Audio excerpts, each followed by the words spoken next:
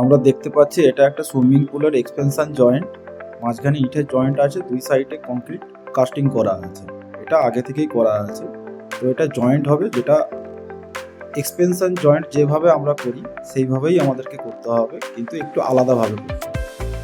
প্রথমে পুরোনো রডগুলোকে ব্যান্ড করে নিতে হবে। ডান দিকের রড অপোজিট ডাইরেকশানে যাবে, সেম দুই দিকের রড এইভাবেই আমাদেরকে ব্যান্ডিং করতে হবে।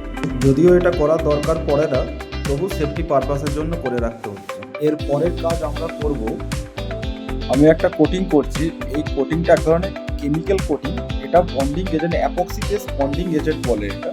আফটার মার্কেট যেটা পাওয়া যায় সেটা 15 থেকে 8 ঘন্টার মধ্যেই মশলা ফেলতে হয়, কিন্তু এখানে তো আমি কংক্রিট ফেলবো না, এখানে ফেলবো আমি কেমিক্যালের একটা ঢালাইয়ের মতো করবো আর কি। তো এখানে এই বন্ডিং এজেন্টটা দিচ্ছি। এই বন্ডিং এজেন্ট 3 ঘন্টা হাতে আমাকে টাইম দেয়। এই কাজের 3 ঘন্টা আগেই আমাকে লাগিয়ে নিতে হচ্ছে। একদম যখন আমি মালটা ফেলবো যেন আঠা আঠা মতো থাকে, তবেই যে আমার প্রপারলি কাজ হবে। যেহেতু ওটা পুলের জায়গাতে জয়েন্ট পজিশনে, কখনো যদি জয়েন্ট পজিশন কেটে যায় তাহলে পরে কিন্তু একটা বড় সমস্যার সম্ভাবনা হতে পারে। প্রায় আমাদের কমপ্লিট হয়ে গেছে। সারফেসের জ্যাকেট আমাদের কমপ্লিট হয়ে গেছে। এরপরে আমাদের কাজ হচ্ছে মেটেরিয়াল প্রিপারেশন করা। আমরা মেটেরিয়াল প্রিপারেশনের দিকে যাবো। এইবার আমরা মেটেরিয়াল প্রিপারেশন স্টার্ট করলাম। এটা এক ধরনের একটা কেমিক্যাল ডাস্ট থাকে। এটার মধ্যে সিলিকন পাউডার, এটা বেসিক্যালি সিলিকন পাউডার। এর মধ্যে বালি, সিমেন্ট সব কিছুই দেওয়া আছে। খুবই পাওয়ারফুল প্রোডাক্ট।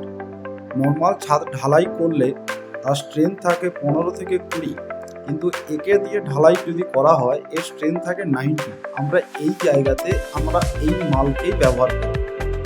এই মাল ব্যবহার করলে 6 থেকে 7 ঘন্টা পরেই শাটারিং হলে পরের কাজ ক্লায়েন্ট আরামসে শুরু করতে পারে। টাইলস লাগানো হোক বা পরের কাজ যা যা থাকে সেগুলো আরামসে স্টার্ট করতে পারে, কোনো অসুবিধা হয় না।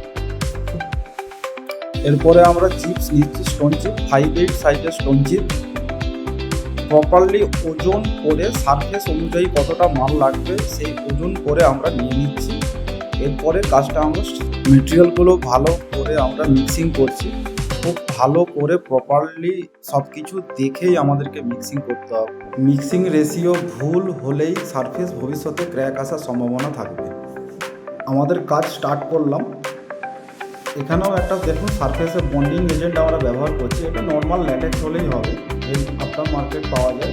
একটু ভালো কোয়ালিটির ল্যাটেক্স হলে, যদিও এখানে ল্যাটেক্সের সেরকম কিছু কন্ট্রিবিউশন নেই, কিন্তু তারপরেও আমরা দিচ্ছি, কারণ এর উপরে যে মশলাটা ফেলবো সেই মশলাটা এই ধরনের হালকা বন্ডিং এজেন্ট কেমিক্যালের সাথে বন্ডিং নিয়ে নেবে। এতে করে কোনো আলাদা করে দামি কোনো বন্ডিং এজেন্ট ব্যবহার করার দরকার পড়বে না। আমরা সারফেসে কেমিক্যাল ফেলা শুরু করলাম।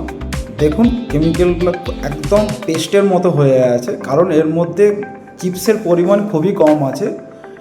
80% পুরোটাই কেমিক্যালে যাচ্ছে।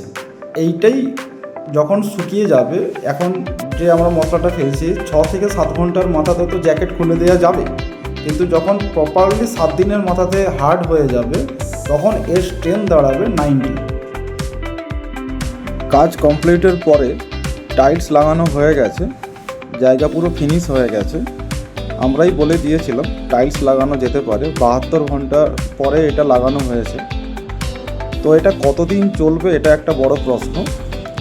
তো যেভাবে আমরা কাজ করেছি এই ক্যালকুলেশন এইরকম ঠিকঠাক কাজ করলে আগামী 30 বছর এই এক্সপেনশন জয়েন্টে কোনো ক্র্যাক আসবে না। একদম এটা সুরক্ষিত।